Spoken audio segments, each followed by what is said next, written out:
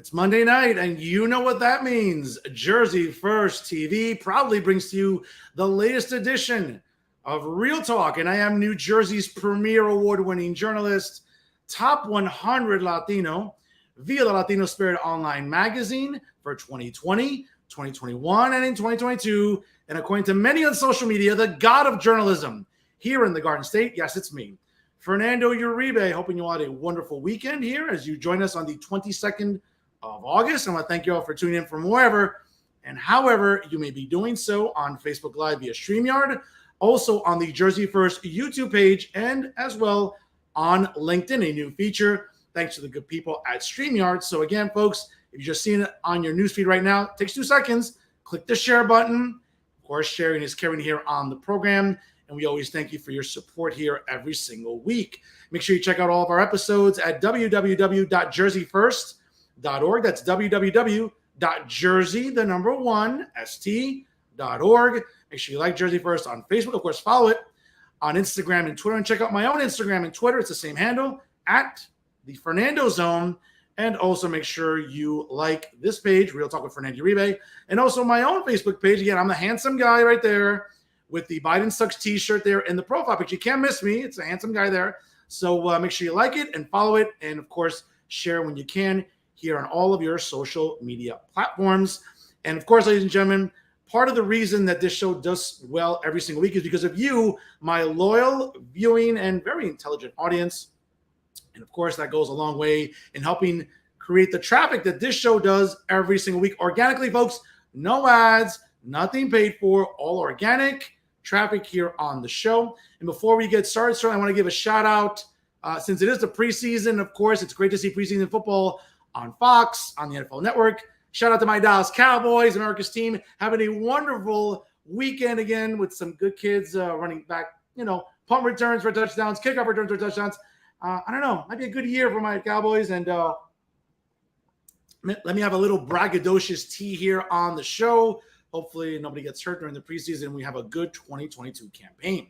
And of course, ladies and gentlemen, one of the reasons this show continues to do well, again, as I mentioned, is because of my loyal viewing audience, but also because of the outstanding exclusives that I bring you every single week here on the show. You definitely want to stay tuned for the end of the show, ladies and gentlemen. I have a lot to say about this week's winners in the worst journalist in New Jersey. I always pick a few, and you'll definitely enjoy my commentary. And yeah, ladies and gentlemen, I'll give you a little bit of spoiler alert. Yes, I definitely have a lot to say about Jay Lassiter and even Charles Style this evening. So you definitely want to stick around for that, because I have plenty to say about those two guys for sure. But first, joining me here, she is the distinguished chair of the New Jersey Democratic State Committee, LGBTQ Democrats / Caucus. Folks, she is the great Lauren Albrecht. Join us here on Real Talk. Lauren, how are you?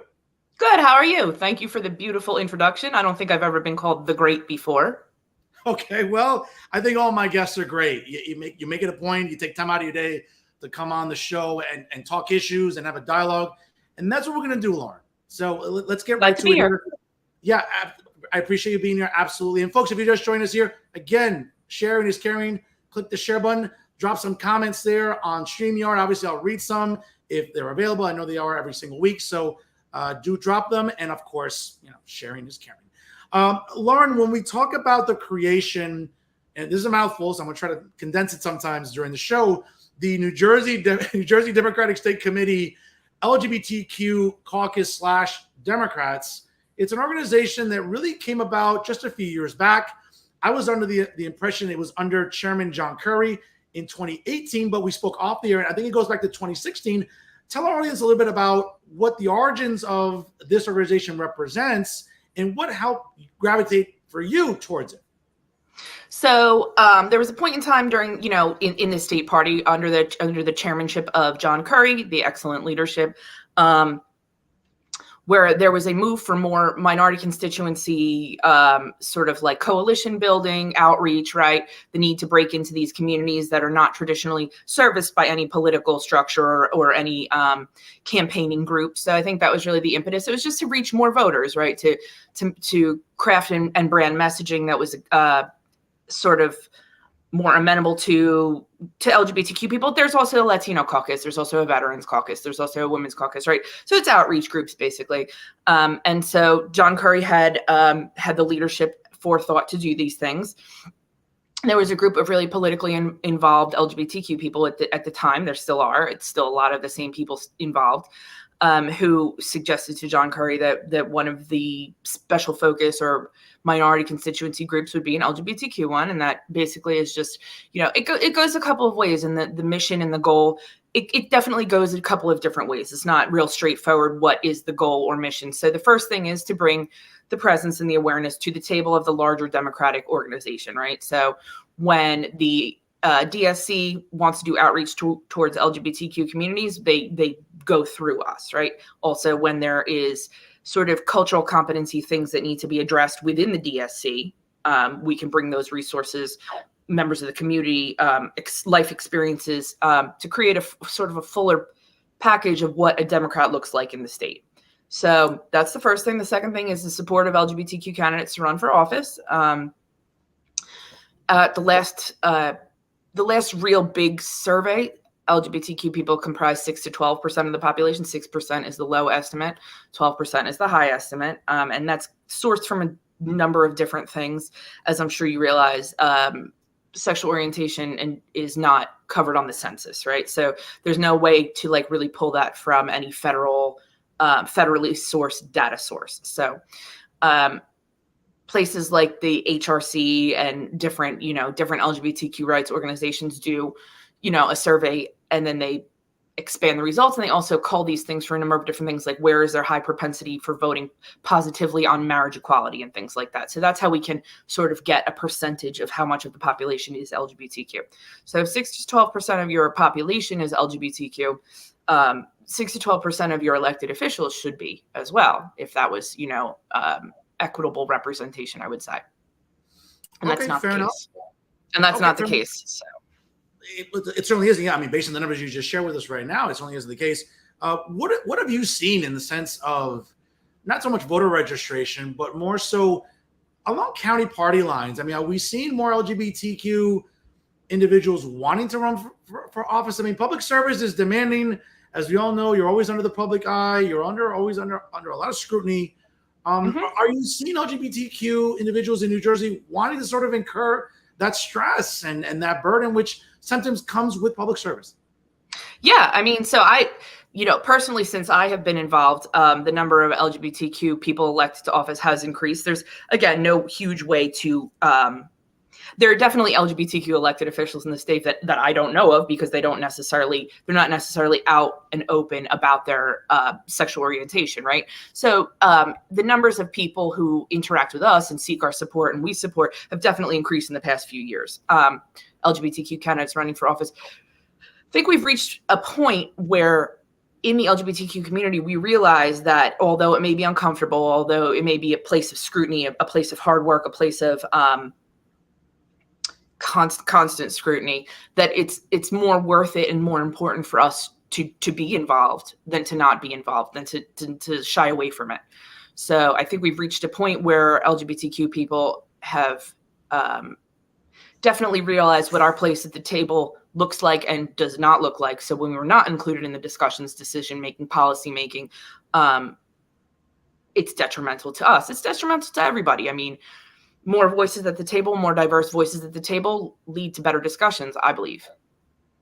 Okay. And when we talk about LGBTQ demographics and advocacy, I mean, we talk about obviously not just what you do, but, a friend of mine who, again, doesn't return my calls. I don't know, maybe it's just the episodes he's watched, or I don't know, maybe he gets to know my Twitter feed, but, Christian Friscarino, a buddy of mine, fellow member at Cowboy Nation, he's the chair of Garden State Equality. He's another big advocate in the state that has really done a lot of good work for some years now. I know that under Governor Murphy, and we'll talk about the governor in a little bit later, because I want to get your thoughts on the governor, but we certainly have seen people like Christian Friscarino and everybody at Garden State Equality work very hard about representation and advocacy. I'm one of those people that I'm like, listen, I'm all about live and let live. I don't like to discriminate against anybody. I think that advocacy groups like GSC, certainly organizations that are more politically based like yours, right? Because GSC isn't really political. It's a nonprofit organization. They're not No, really it's apolitical. Yeah, they're not meant to be political. They can get political, but that's not their goal. I mean, Correct. as opposed to what you guys and girls do, like that's overtly political, and rightfully so. Again, it's embedded within the party. It's a caucus of the state party, right? But when we talk about advocacy, again, we go back to Governor Murphy, and upon taking office, certainly organizations like GSE and the LGBTQ caucus for Dems really, I think, gallivanted itself a lot under Governor Murphy. Did you see maybe under Governor Christie or even before Governor Christie, was it somewhat stagnant or non-existent, or where would you place it on the radar? I mean, certainly, I think it's easier to gain footing when you have a governor in office that is amenable to the policies of all minority groups. I mean, Governor Murphy, we're talking about LGBTQ stuff right here, right now, but Governor Murphy also does huge outreach and work with the immigrant justice communities and the bail reform and drug policy reform communities and stuff like that. So, again, we're talking about traditionally underserved or underrepresented communities. So do I think that Governor Murphy's policies are better for the climate that I would like to exist in? Then yeah, I do. But also don't forget, even under a Republican governor, we never stop, working, right? So it might not be, the course might shift, the method of working might rearrange itself, but it's never like dead. We don't wait like another 4 years for a Democratic governor to come back and be like, hey, we're back again. Always working. Also, insofar as GSE and being apolitical, look, I mean, I am highly partisan in this role, but at the same time, like, we have an LGBTQ legislator who's a Republican in legislature right now, and I work with him on a bunch of different things. It's not, that's not, to me, decency, equality, equity, these are not partisan issues, or at least they shouldn't be. Okay, listen, that's a fair point. Folks, it's 6:14 here on the East Coast. If you just joined us live on StreamYard, we have Facebook Live, also on the Jersey First YouTube page, and also on LinkedIn. Again, don't forget, folks, just share it. We're live. It takes 2 seconds to click that share button. It gets on your social media, so do that. As the distinguished chair of the New Jersey Democratic State Committee LGBTQ Dem Caucus, Lauren Albrecht, joins us here tonight. Wow, that's a mouthful. Jesus, I got it all in one shot. I told you could shorten it down. I'll do my best during the show because I'm sure I'm going to have to. All right. You mentioned the governor. You mentioned about issues that he, again, obviously you see eye to eye with the governor. The governor identifies as a progressive. I'm someone who is a very unapologetic conservative, more along fiscal lines. Socially, it depends on the issue. I mean, I think I have to get quizzed on it. But, someone like the governor has certainly, sent some shockwaves throughout the state. We know that he's under the spotlight right now. Apparently, the governor is under the impression that, again, he's letting his hair grow out. He's wearing collared shirts, buttons. He's wearing jackets. The governor is under this impression that he wants to run for president probably down the line. I don't think that's realistic. I think it's safe to say Woodrow Wilson will remain the only New Jerseyan to win the presidency. I don't see that with the governor. I get it here in New Jersey. Well, pockets of the state, he's popular. And obviously, I think that the Democratic machines, not the devices themselves, but the political apparatuses, have done great to mobilize around him. I was the only journalist last November saying, hey, the governor's going to squeak by 2 or 3 points. And everyone laughed at me. And I had a lot of dinners coming my way because I made a lot of bets. And I think that people were under this impression that the governor was overwhelmingly popular. And that was not the case. He squeaked by with a win's a win. I'm a sports guy. Win's a win, whether it's by 3 points or 30 points. But I think that when you squeak by, I think that should give you a little pause as to, A, you're not as popular as you think you are. Same thing with Governor Christie. I'm consistent. And to think that maybe because you won a second term in New Jersey, which had not happened to a Democratic governor in over 40-something years, that now nationally that's going to gravitate it. I hate to break it to people because this is operatives that told me this. I'm not Republicans. Democratic operatives have told me, yeah, New Jersey's a ceiling for Phil Murphy. He's not going to win national office. It's just not going to be possible with, A, the track record of record spending here, the highest property taxes in the country, a COVID response that I would argue was not as good as my favorite governors, the great state of Texas and Greg Abbott, and Ron DeSantis in Florida. I think he's going to have a tough time on a national level trying to convince people that he's presidential material. Where am I wrong? So a couple things. I mean, I think obviously if you're going to say that your favorite governors in the country are Ron DeSantis and Greg Abbott, then you and I are obviously seeing things quite a bit differently from the jump, which is obviously the beauty of this country. So the first thing is, I can't speak to what the governor's intention or plans are. I haven't heard one thing one way or the other, but also what you should realize about me and what you should recognize is that I shy away from like the big political picture and the big political machine stuff. Like I knock on doors every weekend in the summer. I make phone calls. I raise money. I'm here for the goal of getting LGBTQ candidates elected to office. However, that being said, Lauren Dems also, I mean, to be fair. Sure. If an LGBTQ candidate is running on a ticket with another Democrat, obviously we're supporting all of them. What I will say is that if the governor were to decide to run for office, he certainly has very strong support from our organization for higher office based on just promises made and promises kept insofar as LGBTQ equity building policy. So I would definitely say that also, I can't account for what nationally the tone is. I can say that his popularity rating is certainly quite a bit higher than Chris Christie's was, correct? Absolutely. Right. So, I mean, I don't know if we can compare those two things either. As far as a run for higher office, I'm sure that if that's what he decides to do, New Jersey Democrats will be behind him. I just don't know that to be a fact in whatever way. But, when the governor is up, we raise money for him and knock on doors for him too. He's an integral part of our leadership. He's an integral part of our whole process here.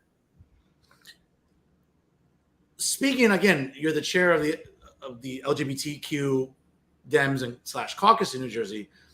Were you complete? I mean, I know you knocked on doors, Lauren, and you supported the governor. I get all that, but was it? I mean, as an academic, I can have my hypothesis about what happened last November, but I would look at turnout was, hey, listen, again, Dems mobilized for the governor. I think that I was adamant as I've gone around the states, telling Republicans, listen, you have no one to blame but yourselves. Only 39% of Republicans came out to vote. That's why you don't have Governor Ciattarelli. If, a better than 50% turnout of Republicans came out to vote for Jack instead of Phil Murphy, we might have a different circumstance here, but it just seems like Democrats do a better job of mobilizing around candidates where Republicans, and listen, I've been openly critical of the NJGOP because I don't need a job from them. I'm gainfully employed. I don't care.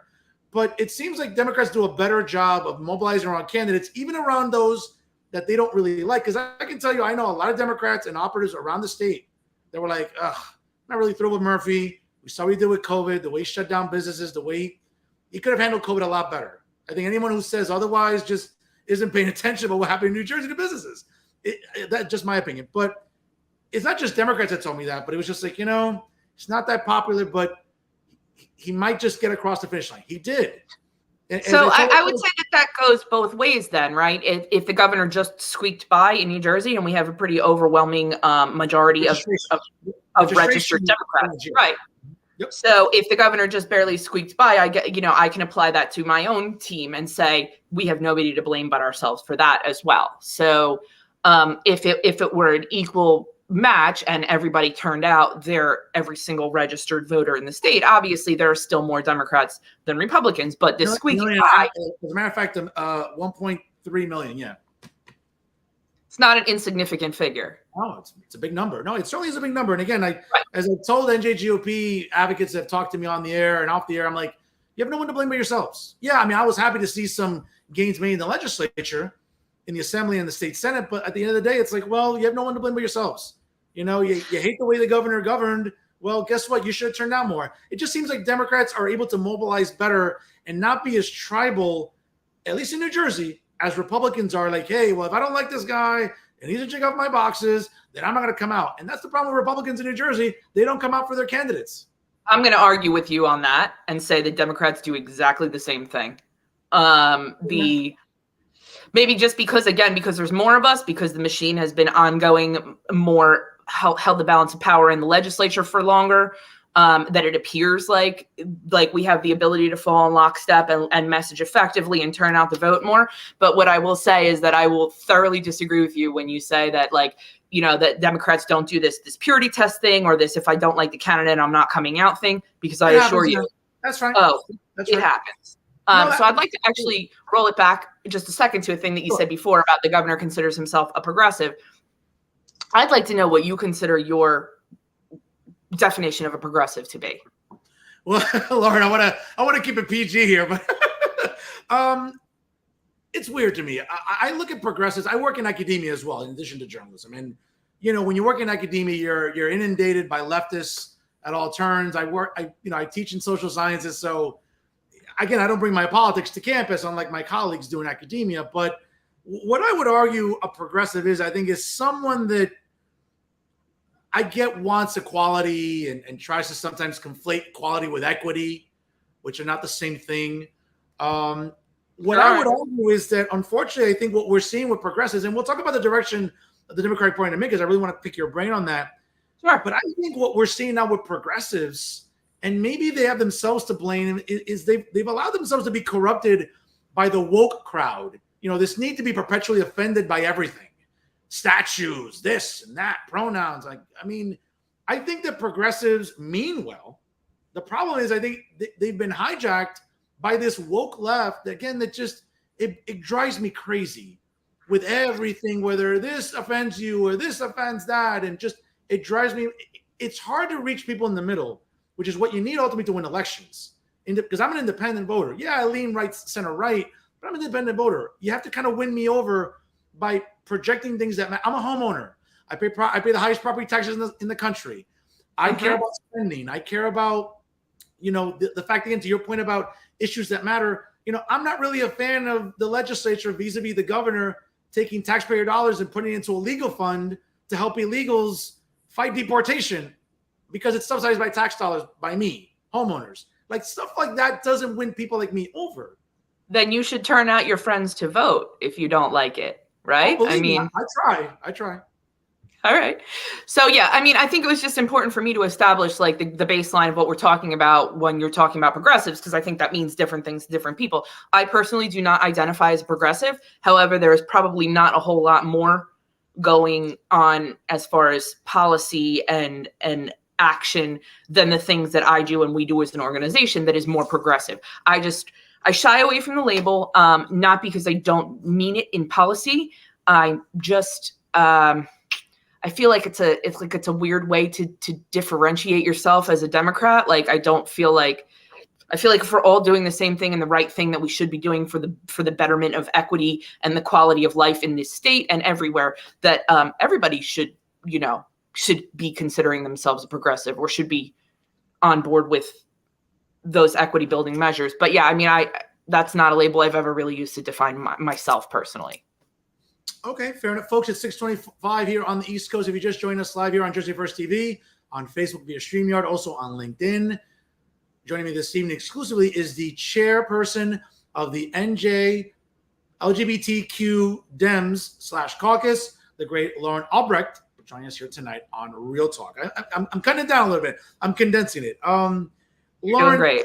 The modern Democratic Party, I would argue, I think, maybe not so much in New Jersey, because, for example, where I live up here in Hudson County, yes, it's as blue as Windex, and I don't have any doubts that obviously the House candidate will win here, just like a little north of me in Bergen County, Josh Gottheimer. I know Rob Menendez Jr. up here where I live certainly will win easily, I think.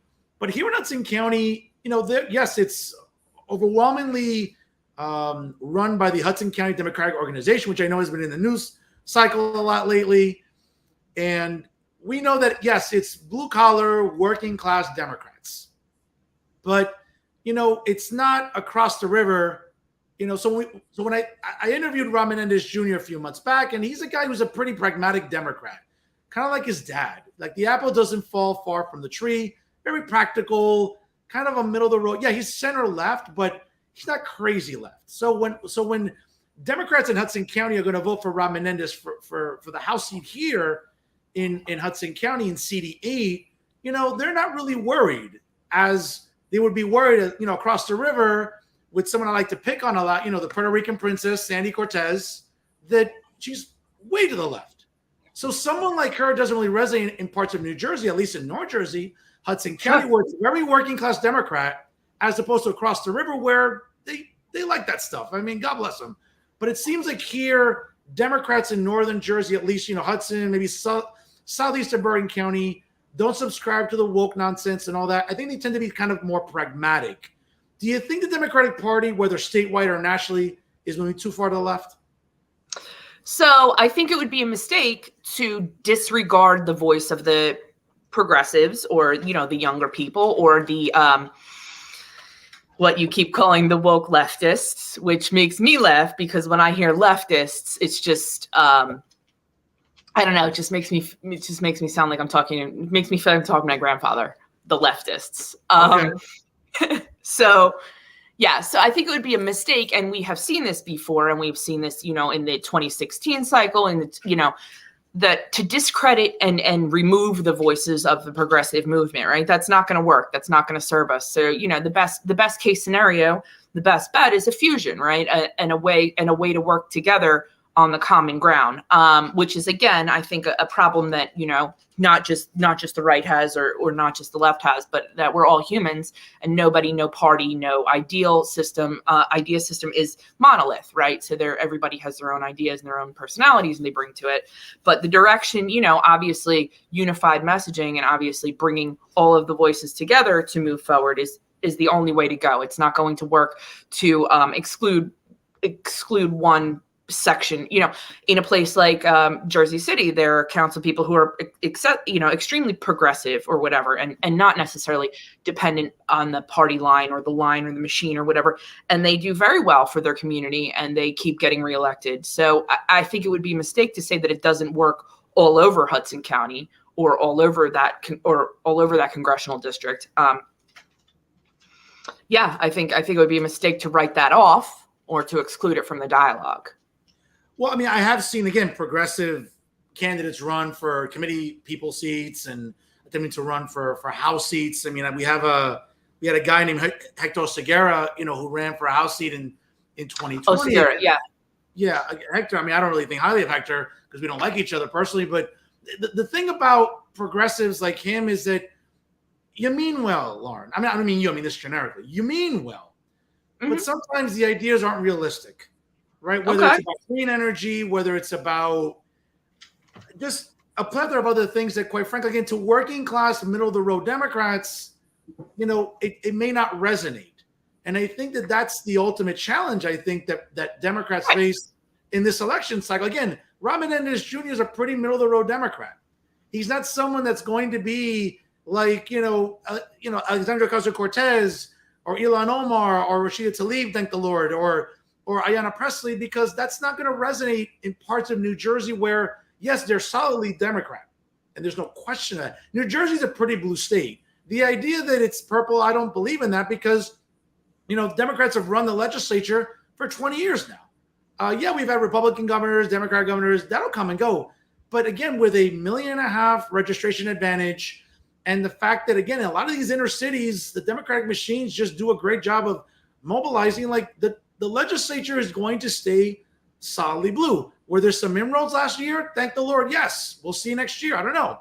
But the idea that being woke and, leaning too far to the left, could that be a recipe for disaster for Democrats? So I would say on a personal level, the first thing I'd like to say is that, you said a couple times, the progressives, I know they mean well. I'd rather fail with a group of people who I know mean well than disregard that or put that aside. Because I do know that the intent is to create better policy for everyone, whether the mechanism of action or the actual process of doing it aligns with what I think is pragmatic and successful and where we should be going is not necessarily an issue for me. I know what's the intent and the heart is, whereas I will say I don't believe that too many people on the right make policy or get into politics with that goal in mind. doing the right thing or what's good, what's good for everyone. Well, give me a couple of examples. I mean, that's sort of like a big paintbrush to sort of gloss over, but give me an example or two that maybe stands out for you. Sure. In 2021, when marriage equality was up for a vote, my right to marry whoever I want to marry, whatever consenting adult I want to marry, 18 Republicans in New Jersey voted against it. Okay. That's I mean, to me, that kind of says it all, I think, about the difference between what the Democrats are doing and what the Republicans are doing. And maybe that is because it hits home very personally for me. But yeah, I mean, when I think about like the difference between Democrats and Republicans or what the Democrats are doing or where we should be going, I know what the intent is and what the heart is over here. So even when we have our disparate times, I feel like we're kind of all still headed in the same direction. When you talk about 18 Republicans, I mean, again, I can't hypothesize what they were thinking, but are we talking about because what was the rationale about religious lines or a religious reason as to why because before marriage equality became the law of the land in 2015, right? If I'm not mistaken, right? Mm-hmm. I think 2015. I mean, again, there were Democrats in the legislature, right? Again, Democrats run the legislature. They run both chambers. Sure. So in 2012, there were Democrats who voted against marriage equality, for sure. Okay. But this is, we're talking about 10 years hence. Sure. And I believe that it is religious based? Yeah, I think to some degree, I think a lot of it is a holdover from whatever a person's personal religious beliefs are. It's also their politicians, right? They were elected by a body of their constituents who had the majority of the vote. They had the majority of the vote. And so, I think they consider what plays well in their district. And I'm sure there's, polling and questioning and speaking with constituents and hearing from constituents. So what plays well in their district might be to vote against marriage equality. Okay, fair enough. Speaking of constituency, certainly an issue that is based on constituency. We're seeing parents all across New Jersey in different school districts. School year's right around the corner. It's about 10 days or so away in school districts around New Jersey. And we know that obviously it's been implemented slowly but surely. We're supposed to be seeing, to the best of my knowledge, a broader implementation of the sex ed curriculum that's been really in the news cycle since the springtime. That's caused a big stir, not just nationally, but also here in New Jersey. Lauren, let me be very clear about my position. One of my best rated episodes this year was talking about that with Matt Friedman from Politico, talking about it with like school board advocates and even with the president of NOW a couple months ago.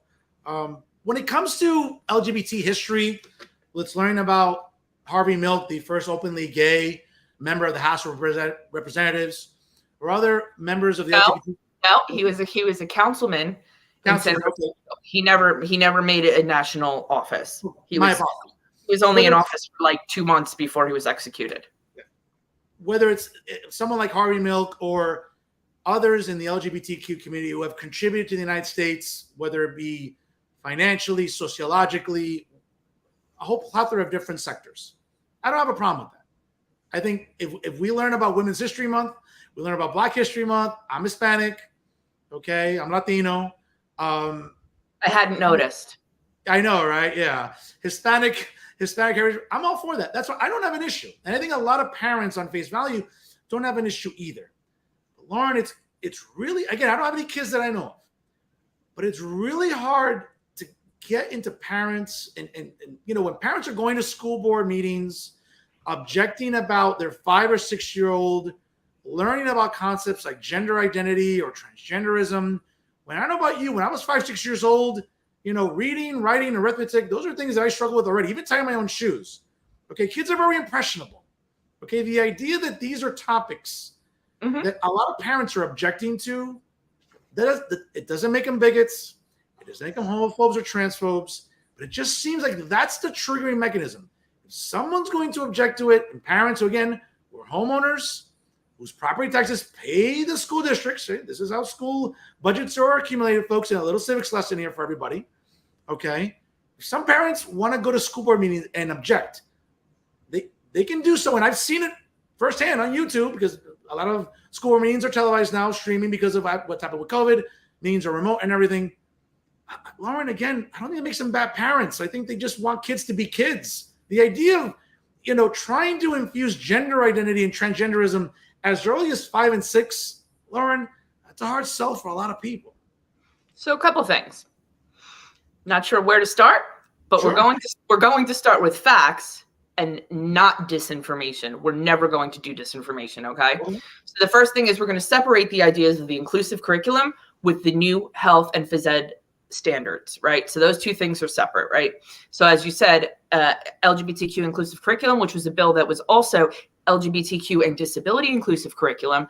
I don't see anybody at the school board meetings objecting, though, to their kids seeing pictures of people who are disabled or learning about the contributions of disabled people. So if they're only objecting to the contributions and history of the LGBTQ community being included, then I think we can tell that is bigotry, right? If that's where their concern is, right?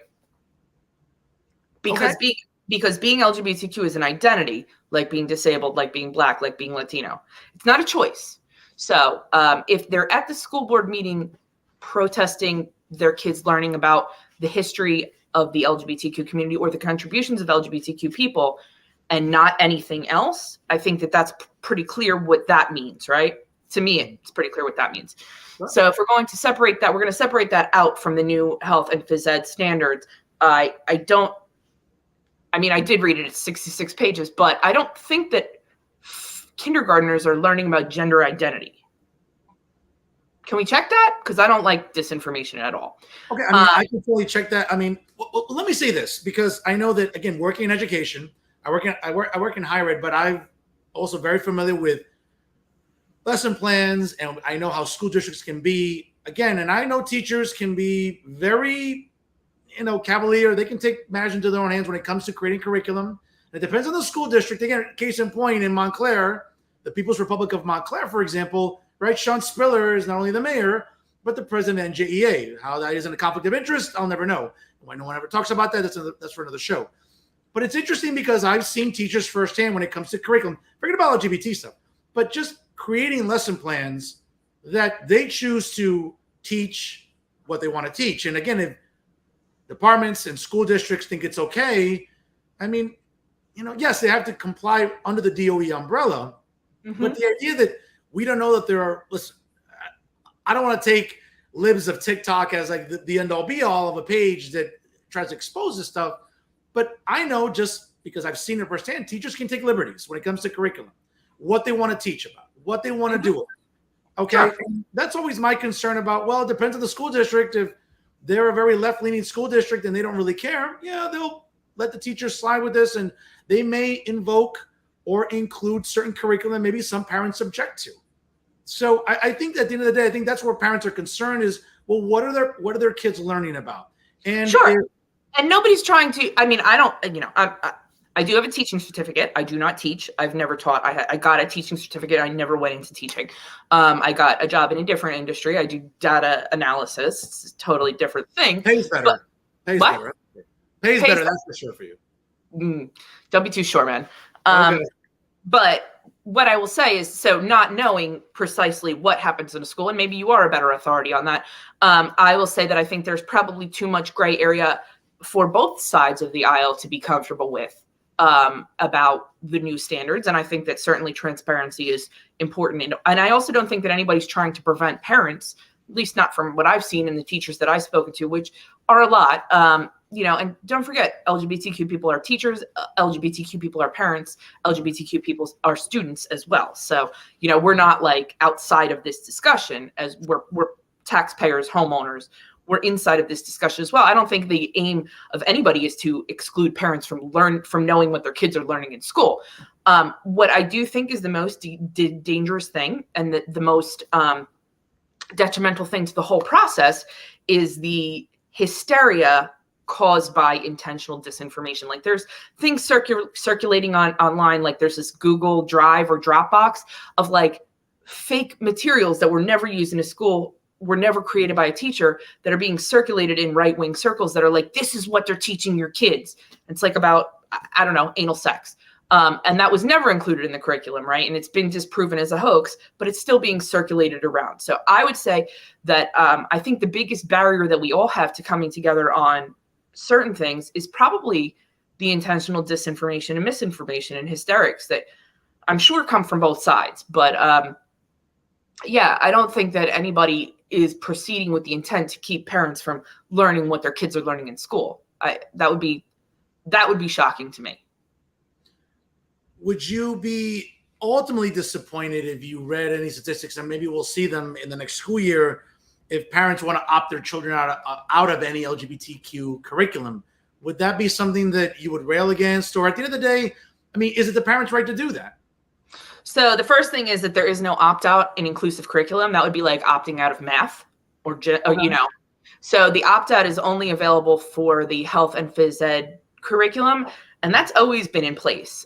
Parents have always had the option to opt out their kids. Say you have a kid that has special needs or processing disorders or things like that, and say that the discussion for your kid who may be disabled or neuroatypical, it's not appropriate.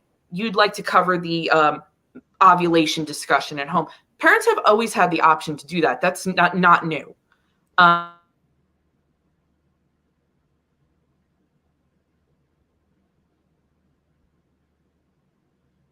All right, folks, just bear with us here. I think we're having some technical difficulties Wi-Fi wise. Just give me a moment. I think Miss Albrecht will be right back with us here.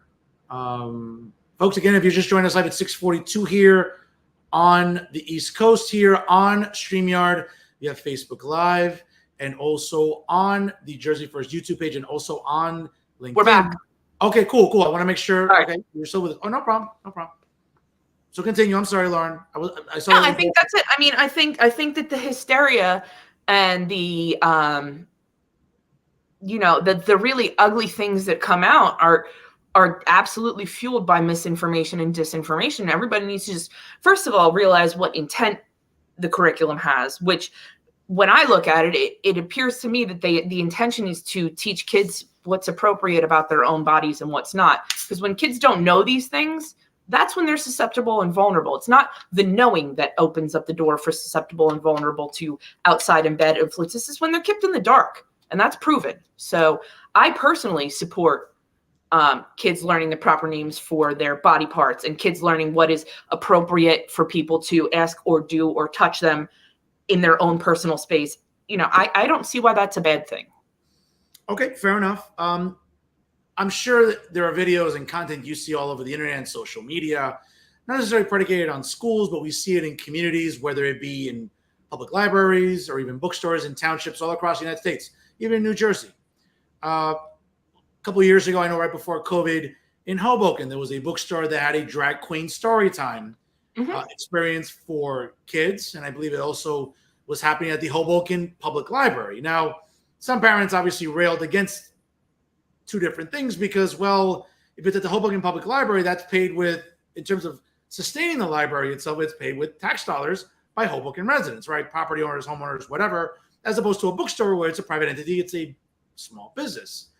It's separate from government. I'm sure you've seen plenty of videos. I'm sure you've seen parents objecting to drag queen story time and things of that nature. At the end of the day, Lauren, though, is that something that ultimately can be detrimental when it comes to what kids are exposed to, and at the end of the day, how it's politicized? Because ultimately, that's what happens. It becomes a political weapon. Sure. So a couple things. A drag show is a person in dress up. A drag show is a person in dress up. It's not, but we're not talking about drag shows for kids either. We're talking about story time. We're talking about a person in a costume reading a story, right? The first thing about that is that I find it interesting that the people who are like parents' choice, can I opt my kids out of this? Want to determine what other parents can bring their kids to story time at the library or not, and who can read the stories. You understand what I'm saying? So like kids aren't going to drag queen story time at the library by themselves, right? They're not 4 years old and walking in there by themselves. Their parents are making the conscious decision to bring them there. Why is that? No, why does not translate? Do you understand what I'm saying? No, if I were a parent, I wouldn't do that. And again, I know parents that have done that. I disagree. I'd be like, well, I'm not sure that's the healthiest thing to expose a 5-year-old to. But again, that's just opinions, and that, that's a great thing about having dialogues like this. We're going to agree to disagree and have opinions and try to dissect it as to what we like and what we don't like, ultimately, because that's, at the end of the day, what it's predicated on. So I'd be interested to break that down a little more. Sure. When you say that you don't think it's a healthy thing or whatever, you don't think it's a good thing for a kid or whatever. I'd like to hear what about it you find objectionable for anybody, kid or otherwise. I'll keep this as PG as I possibly can. Again, kids are impressionable, Lauren, and 4, 5, 6 years old, and the idea of having someone come in, whether it's, I'm trying to be PG here, the notion about how we assign gender roles and what men and women normally are doing, and the idea that this is behavior that, at some point you're basically telling a child, yes, this is normal. This is something that we should accept and, without consequence, and say, yeah, let's normalize this because there's nothing wrong with it. Some parents might object to it. And again, I think I try to speak on behalf of parents where it's like, it doesn't make them homophobes or bigots or transphobes. I just think it makes them like, hey, listen, like this is stuff that, probably isn't something that children should be exposed at such a young age. They're very impressionable. In the interest of fairness, I hope to God those same parents are objecting to their kids getting a story read to them by a person in a dog suit or, a Minnie Mouse costume, right? Because drag story time is a person in a costume reading a story. If a child is impressionable, then the child is impressionable to, the kid's not going to identify as a dog because they watched a man and a dog read a storybook. Lauren, are we trying to quantify the same thing as like whether it's Dr. Seuss story time and someone dressed as Dr. Seuss or a Cat in the Hat, or someone dressed as a male dressed as Pluto or Daffy Duck or whatever, as opposed to a man being dressed as a woman? Are we trying to draw that same correlation? Dress up is dress up, and drag queen story hour is not the same as introducing your child to transgender people. Most drag queens are not transgender people. Correct. Yeah, correct. Right. It's a person in a costume reading a story. That's it. So we're just gonna basically have, it's the same correlation. There's no difference whatsoever about a young lady dressed up as Snow White as opposed to a man dressed up as Snow White when we openly know it's a man. So I think the difference is in whatever your preconceived notions of what is correct or what is not correct. For me, that has never presented a problem. I'll tell you right now, my parents, who are both watching right now, that was never a problem for them either, probably. I'm 41, but they raised a cisgender woman, and I definitely had plenty of LGBTQ people around at all times when I was young. It didn't influence me to, a person doesn't become trans. A person is trans. A person doesn't become trans because they get a storybook read to them by a man in a dress. That's just not how it works. And so do I think, understood. Yeah. So do I think that kids are impressionable? I think that if you're raising your kids in a household where that is the problem or that is the impressionable, but anything else that is make believe or costume is not, then I think you need to explore why that's objectionable to you. It's not objectionable to me. Okay, fair enough. All right, we'll agree to disagree. Okay. Let's move on to another topic that's really been hot under the news cycle. Maybe not so much in New Jersey, but it's a national thing. We're seeing parents or student athletes talking about, and maybe in some instances objecting to, again, so the conceptualization I look at it, boys transition to being girls and playing high school sports, for example. We're not going to talk about the college example with the gentleman transitioning to be a woman at UPenn. We'll talk about sort of maybe a younger idea. Lauren,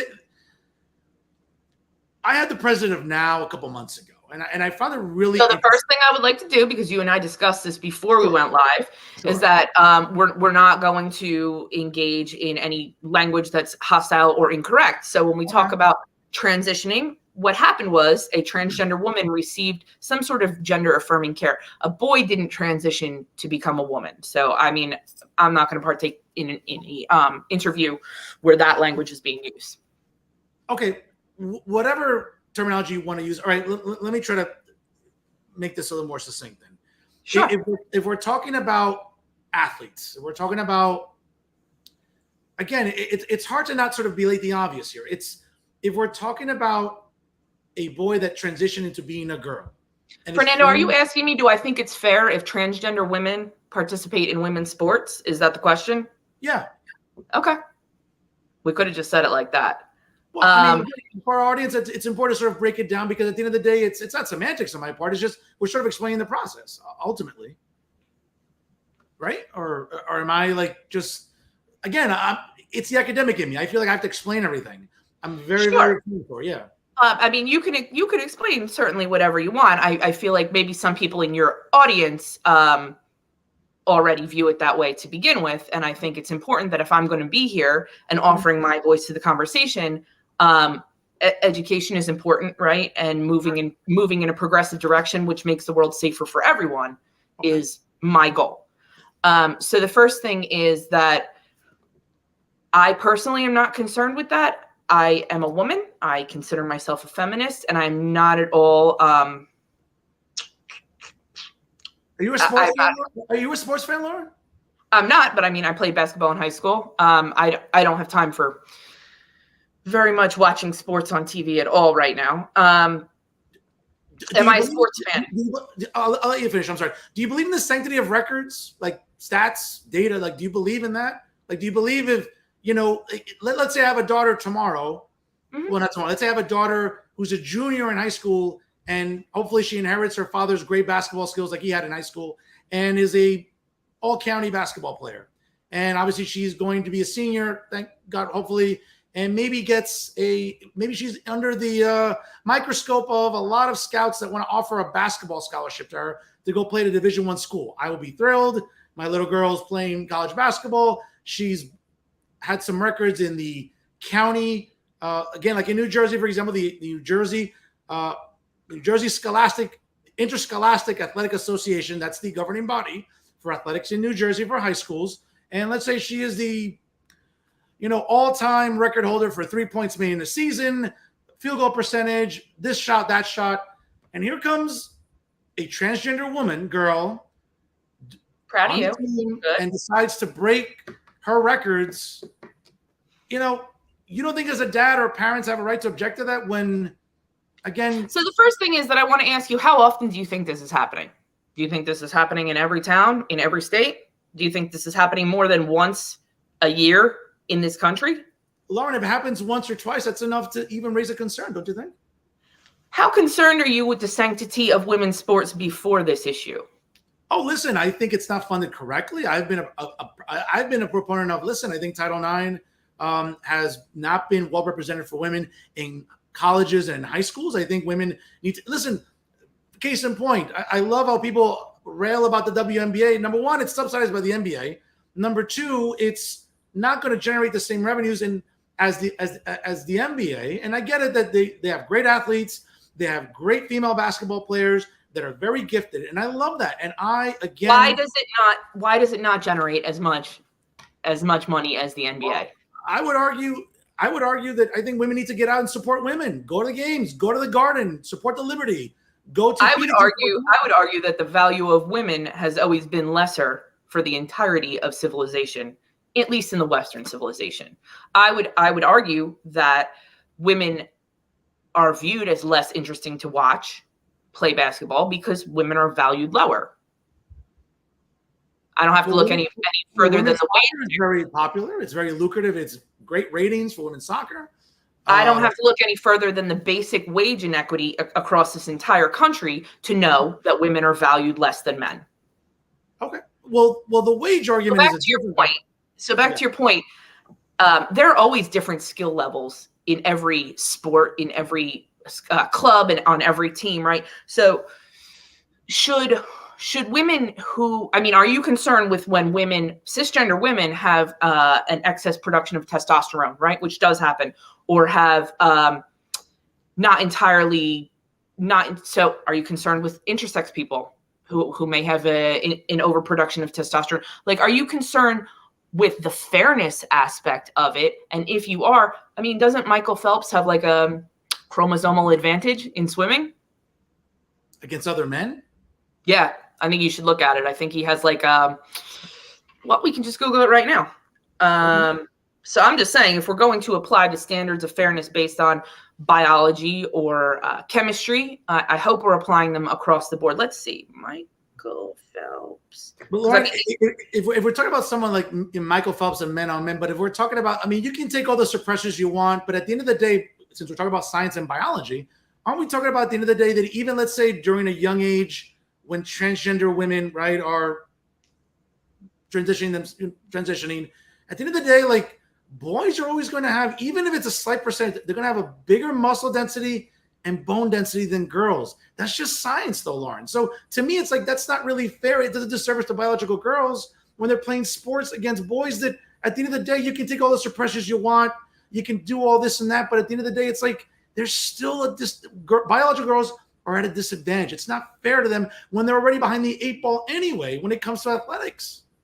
So, I mean, I think that if you spoke by and large to most women, I don't think many of us are really concerned about that at all. I don't think that many of us are concerned that transgender women are breaking into our sports and taking our titles. It doesn't really happen very often. And again, there will always be women who are better than other women at sports. I just found it. Michael Phelps produces only half the lactic acid of other people, and he's simply better equipped at a biological level to excel in his sport. Is he still allowed to be in his sport? He has a biological advantage. Yeah, but that's something that's instinctual and it came naturally, though, Lauren. We're talking about boys taking suppressors or whatever else and still having a muscle mass and a bone density as they're playing against other girls. But I mean, different though. So every scientific report, and also I will tell you that there is not a single scientific report that exists to suggest that transgender women have an advantage over men. None. I mean, over other cisgender women. There is no scientific report that states that. I mean, you can look it up yourself. You can definitely Google that. So that's the first thing.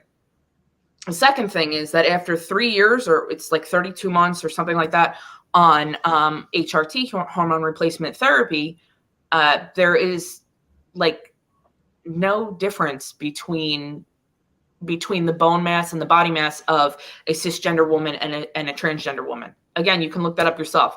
I don't do misinformation or disinformation.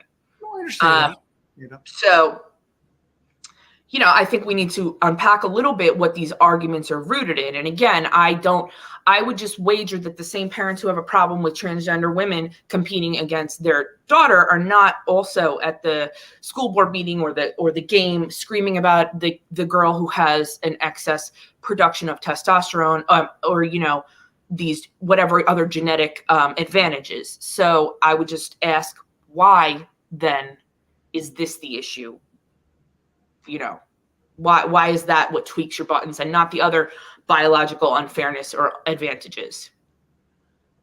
In the case of the UPenn swimmer, when she was nominated to be Woman of the Year, as a biological woman, you didn't take offense to that, or other women didn't take offense to that? Maybe other women did. I don't speak for all women, just like I don't speak for all LGBTQ people too. Again, no community is monolith. I certainly take absolutely no offense to that. And you know why? It's because I do realize that transgender women have had it hard as well.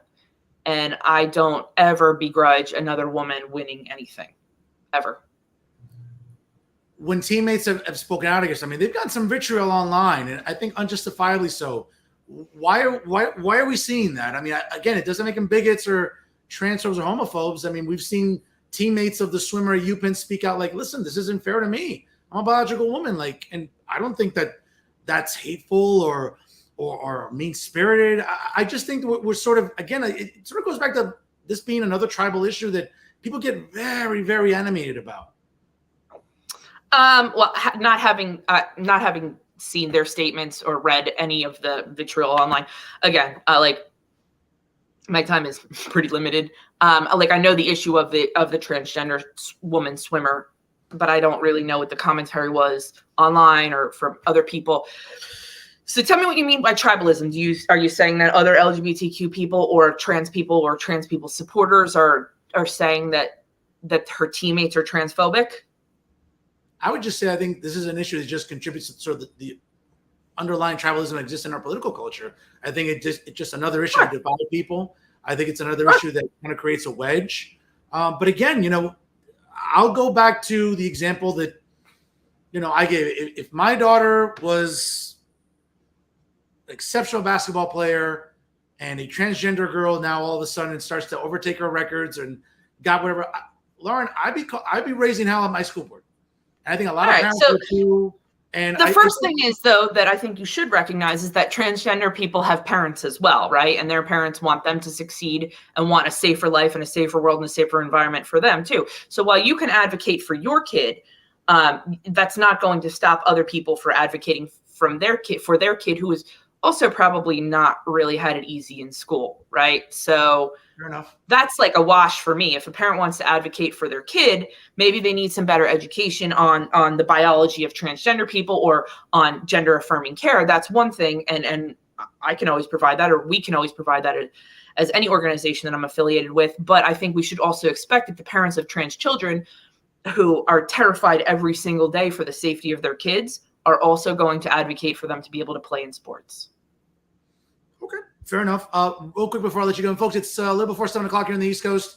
My guest here has been absolutely great, and I'm sure she's had a very busy day, and she's dedicated time here on the show here on Real Talk. She is the LGBTQ Caucus Dems chair here in New Jersey, the great Lauren Albrecht here. Join us on Real Talk as we're about to wrap up shortly. Lauren, it is an election year. As I mentioned before, we talked about at the beginning of the program, at the top of the hour. Here in Hudson County, again, it's as blue as Windex. That House seat here in CD8 will stay blue. Josh Gottheimer and nearby Bergen, that'll stay blue. Bill Pascrell, that'll probably stay blue. Some competitive House seats, certainly in maybe northwestern Jersey, central and south Jersey, even nationally. We know that historically, except maybe 2002, under President George W. Bush, Republicans held the House and actually kept it and added seats. Same thing in 1934 under President FDR. Democrats held the House and added seats. Tends to be like, the opposing party tends to win the House. There's a lot of anxiety, sometimes disenchantment with the current incumbent in the White House. We saw that in 2018. It mobilized Dems, right? They had their boogeyman. And certainly it was easy to run on that. It's not the case this year. I think people like Tom Malinowski and others, Donald Trump's not the president anymore. It's Joe Biden. And again, as a member of the LGBTQ Dems, I mean, obviously you're helping to run LGBTQ candidates along with Dems on the ballot. Might be tough for you to be a Democrat. It's So I think you shouldn't underestimate the impact that the Roe versus Wade decision is going to have in turning out Democrat women this year. So, we had our boogeyman, if that's how we want to phrase it, and you'll definitely have yours. I've seen your T-shirt.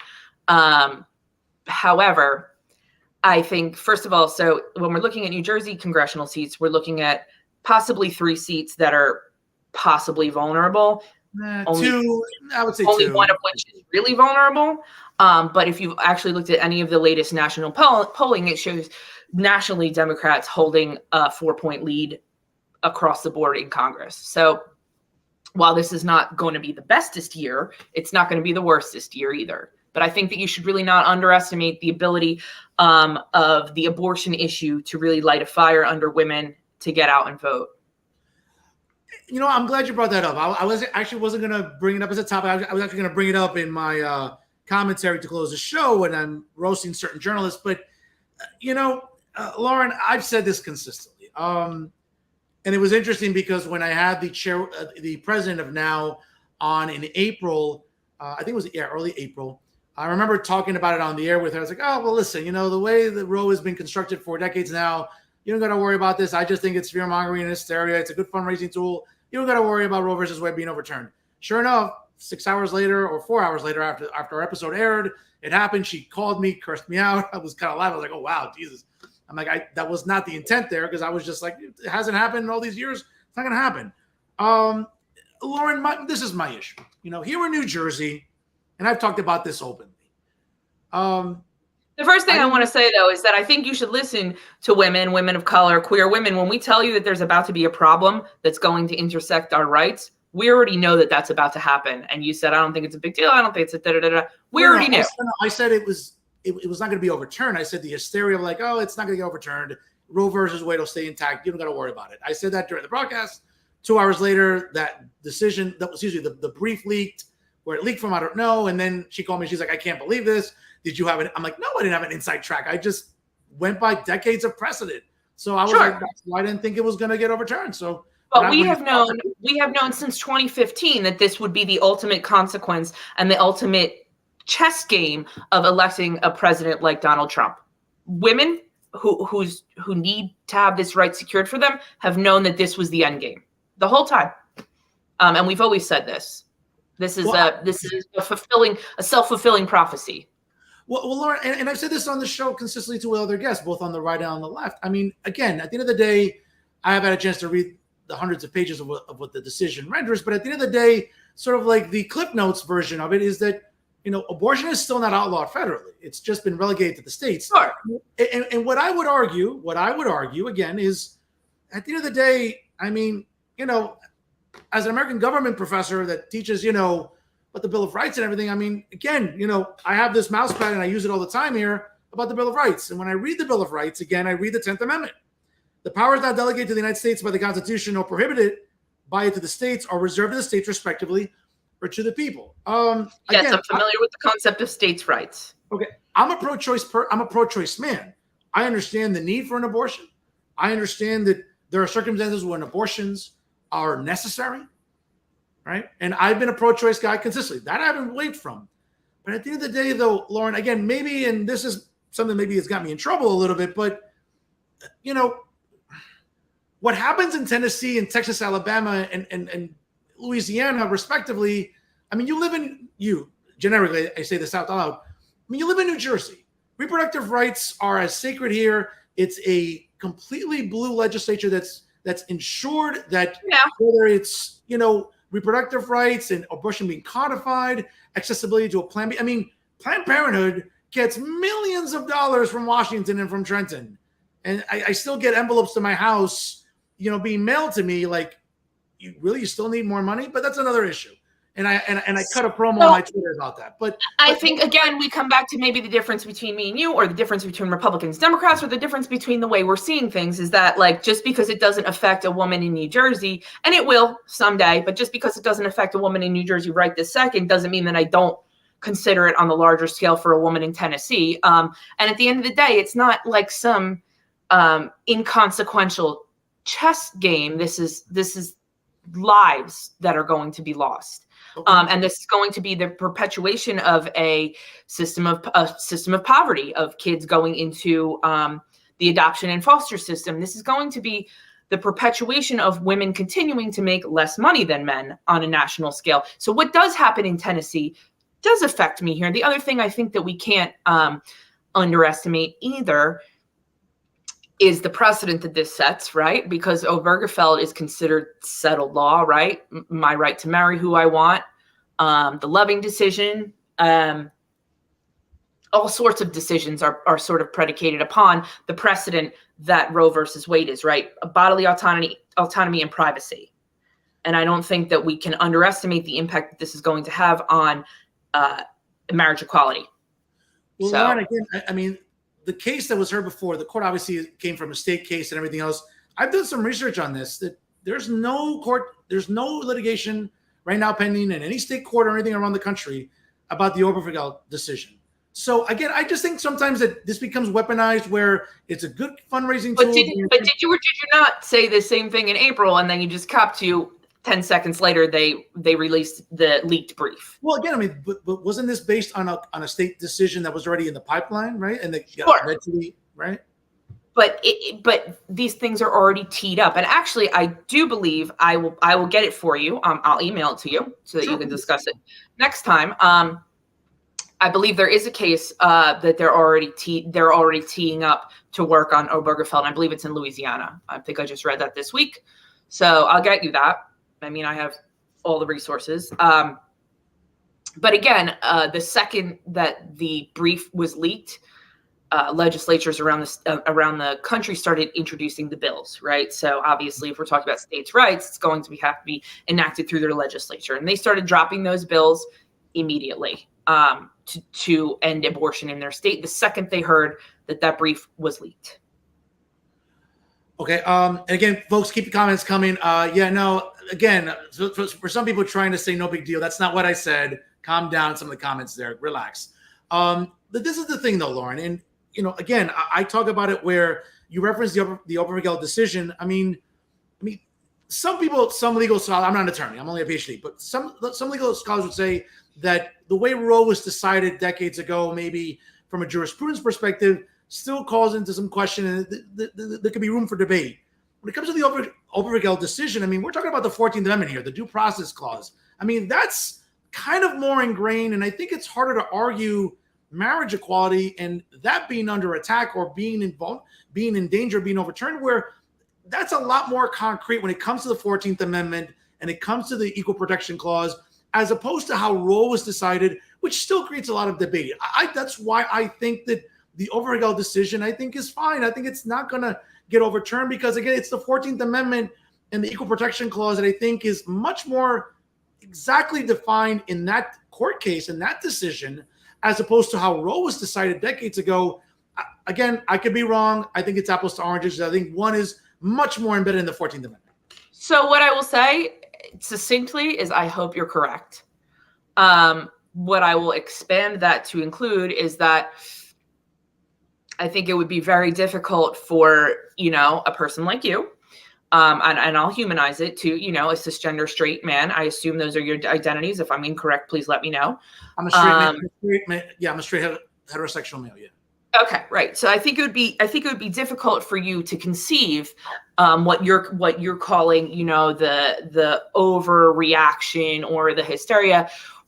I think it would be difficult for you to conceive what it would be like to, and I don't know if you're married or anything like that, or if you plan on that or whatever, but for the things that come along with marriage, legitimized legal marriage, and the protections that it offers, right? That's to visit your partner when they're dying in the hospital, to be covered under their health insurance, to receive their pension benefits.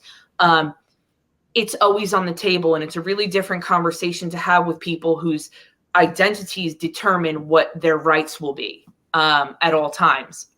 So I don't think we should discredit that possibility, but I do hope you're right. And I can understand why my community is very worried about it. No, listen, I can understand that, but I think it sort of goes back to where, if let's say there is a court case in the pipeline, which I don't know of any right now, but if it does go back to the Supreme Court and they kick it back down again to make it a states' rights issue, aren't we back here again? To where, again, and I've said this, and it's got me in trouble. And no, Jerry, I'm not patronizing women. Relax. I mean, it's funny when you just say something contradictory, people lose their minds. But this is the thing, though, Lauren. Like, I don't think Jerry's losing her mind. Well, probably not. It doesn't seem like it. But this is the thing, though.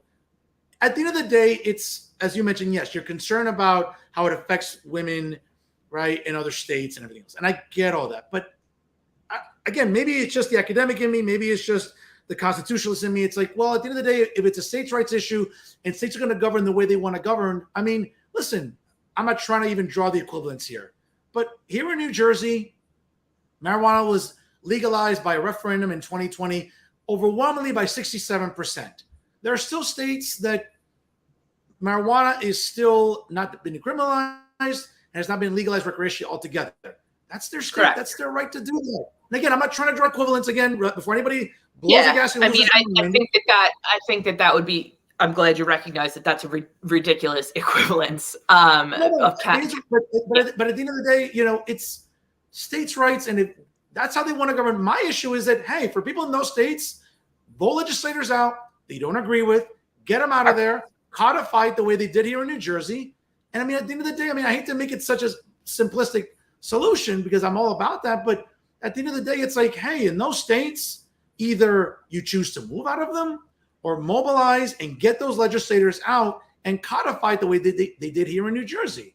I think it's just important to note that the people that this is going to most gravely impact in the negative are the people who absolutely cannot move anywhere and absolutely probably don't even have enough hours in the day while they're trying to work, support themselves, support their family, to mobilize voters. The other thing that you should know about this is that in a lot of ways, activism or advocacy is a privilege, right? Like, I have my 9-to-5er and my part-time job, and I do that when I want to do it. And the rest of the time I can go knock on doors, because right now I don't need to work 3 jobs. But I promise you, the women who can't afford to move out of state are also the women who need abortions, are also the women who can't afford to mobilize to get those legislators out of office. So it is also incumbent on us.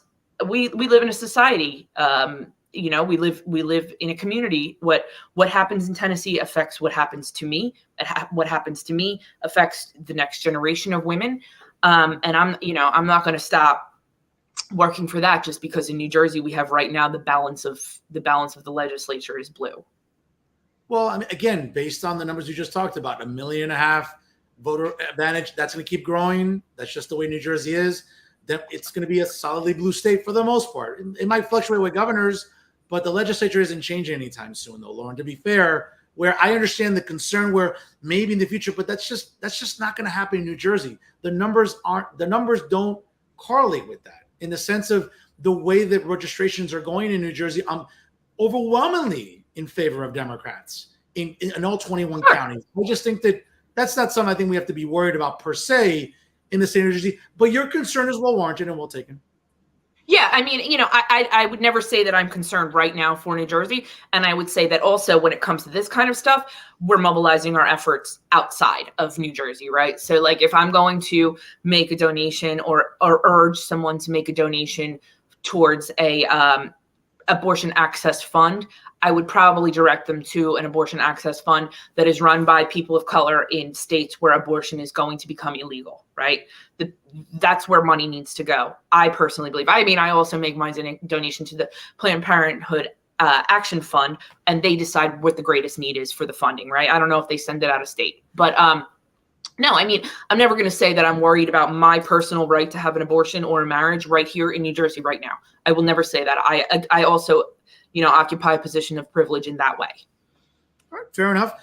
Folks, before we let you go here for tonight, again, if you're just joining us live, the distinguished chairperson of the New Jersey Democratic State Committee, LGBTQ Dems / Caucus, the great Lauren Albrecht, joins us here tonight. Before I let you go, Jerry, seriously, I tell men to relax and calm down. I don't think that men are telling me that that's patronizing to them. I mean, Jesus, I tell everybody to relax and calm down. So chill, Jerry, please. I appreciate you tuning in, but come on now. Lauren, I want to thank you for your time, for coming on here. I think we've had a great discussion. I think it's been very lively. I think very important. I think it's been very respectful and very cordial and civil, which is what we should want in shows like this in all of New Jersey media. We don't get this in all of New Jersey media. As we all know, I take pride in being arguably the only opinion journalist hosting shows like this and getting guests both on the right and on the left and in the center to talk about these issues in a way that's, I think, chill. I think you and I can go grab a beer sometime and be like, yo, like, it's cool. It's fine. We can agree to disagree, but we're human beings, and we can, again, grab a beer or a cocktail sometime and just shoot the breeze and not be at each other's throats. I think that's what makes these shows important. So I want to thank you for your time, for coming on here, for being a fan of Real Talk. Hopefully, again, at the end of the broadcast and later this week, you can share this week's episode and certainly tell friends that you are a fan of Real Talk, maybe despite maybe some of the lively discussions we've had here. But I appreciate you being a guest here this week. I'll give you the last word. So I would like to thank you for having me on. I will tell you that having a cordial discussion is not necessarily my instinct with somebody who holds the positions and views that you do. But I will also tell you that it's my job as a leader, right? And the constituency that has its faith placed in me and needs me to be a leader. It's my job to be here and be cordial and discuss issues with you. We could have a less cordial discussion if we're going to go grab a beer. You let me know. No, I'm sure if we're just relaxing, having a beer, I think it'll be fine too. So, all right. Yeah, but folks, she is the distinguished Lauren Albrecht, the chairperson for the New Jersey Democratic State Committee, LGBTQ Dems / Caucus here in the Garden State, folks. And make sure you check them out. Make sure you like them on Facebook. Make sure you follow them on Instagram and Twitter. Lauren, you're doing great work there again. We may agree or disagree on a lot of issues and policy prescriptions, but but the important thing is to have a dialogue like adults and to have it in a way that's civil and educational and informative. That's all I try to do every week here on Real Talk. I appreciate it. TV. God bless you. Have a great rest of your fall, and we'll get you back on later on during the election season to talk about these polls and maybe which races have tightened as we get closer to election day. Have a good one. Good. Thank you. Take care now. Have a good one. Bye-bye. Take care. Folks, again, Lauren Albrecht, the distinguished chair of the New Jersey Democratic State Committee, LGBTQ Dems/Caucus, which is a really, a mouthful there. So I was trying to do my best to make sure I did a good service to the organization for sure here on the program.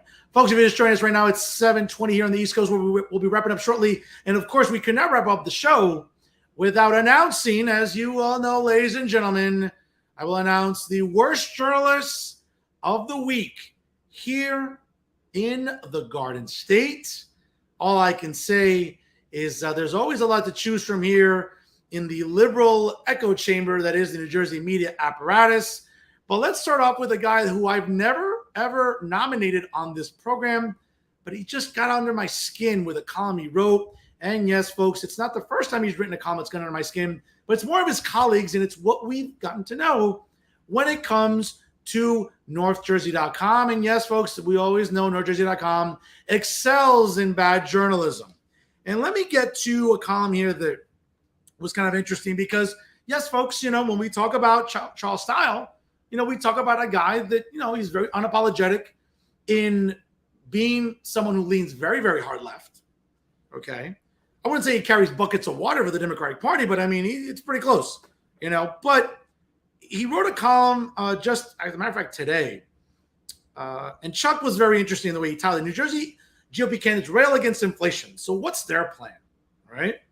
And he starts off the article by saying, New Jersey voters will hear plenty about the Democratic Party's dubiously titled Inflation Reduction Act of 2022 in the coming weeks. Well, yeah, Chuck, because didn't we just see the president and his minions in the White House talk about, well, we're not experiencing inflation. When you talk to any economist and you talk about 2 consecutive quarters of no economic growth, well, that's inflation. So what exactly are we having a piece of legislation passed to battle inflation if there's no such thing as inflation? Make up your mind, Joe.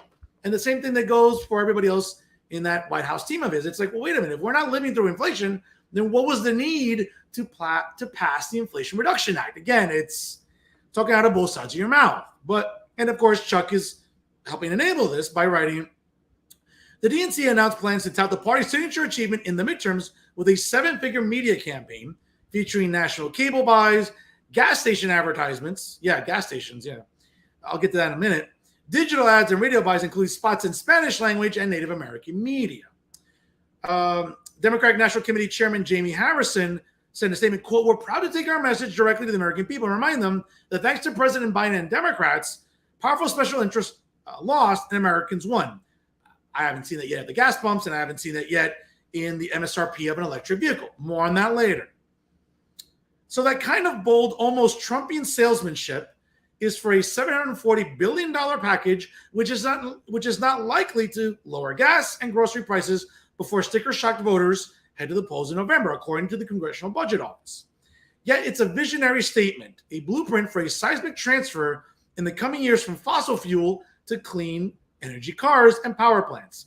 And it might just lower prescription drug prices down the road. But now that Democrats have upped the ante for the midterms, it begs the question, what is the Republican plan to tame the inflation beast? Well, again, Chuck, it's very simple. Okay? Drilling domestically, making sure that all of those drilling licenses that President Biden decided to make null and void upon taking office, well, guess what? Let's drill domestically. Okay, let's allow us to become more energy self-reliant in this country. Okay? Not about the Keystone Pipeline. I get it. It runs through Canada and everything else. But drilling domestically is a good thing. Okay? And it's not just about heating your home during the upcoming winter months or filling up your gas tanks to take that road trip down the shore to visit family or to go on a road trip with friends from college or grad school. No. It's about the fact that when we drill domestically and we're not depending on foreign oil as much as we are now, okay, then guess what? More Americans and New Jerseyans will have more money in their pocket. Okay, but no, it's about pushing the Green New Deal and all that hysteria. Hey, folks, here's a newsflash. Okay, we're not going to be underwater anytime soon. Okay, because if that's the case, people like Nancy Pelosi, another clown in Congress who talks out of both sides of her mouth, or the Obamas, for example, wouldn't be buying property on the waterfront in Martha's Vineyard. If climate change, right, was such a concern to you, and you think we're going to be underwater anytime soon, well, then why would you buy property on a waterfront, right? It kind of makes you wonder about the agenda here, right? Like, folks, here's a newsflash. We're not going to be underwater anytime soon, okay? Aquaman is not going to apply for employment with the U.S. Postal Service because Aquaman is going to be the only guy that's going to be physically capable of delivering mail, okay? That's not going to happen. Stop it, okay? All these ice caps that were supposed to have melted by now, well, they haven't. And didn't we hear that hysteria during the 2000s from President Al Gore, who's gotten rich off of climate hysteria, by the way? Okay, check out his mansion if you haven't yet, folks. Right? Because right during the, let's say, 70s, 80s, and 90s, it was all global warming. But once these hysterics realized that the planet wasn't warming, they had to come up with something else. Trust me, folks, give it another 10 years, they'll come up with another cute acronym that helps to push their green agenda. But Chuck, this is what bothers me about your sort of myopic view of the Inflation Reduction Act, which, again, why do we need one passed when there wasn't any inflation to begin with? Again, Chuck, you're being a little myopic, just like those in the White House. Okay? But here's another thing, too, about electric vehicles. And folks, don't take it from me. Okay? The most factually accurate political commentator in New Jersey media. Okay? Look up for yourself. All right? The idea of electric cars, first of all, the MSRP, the manufacturer's registered retail price of an electric vehicle, is still very high. It's right around $50,000.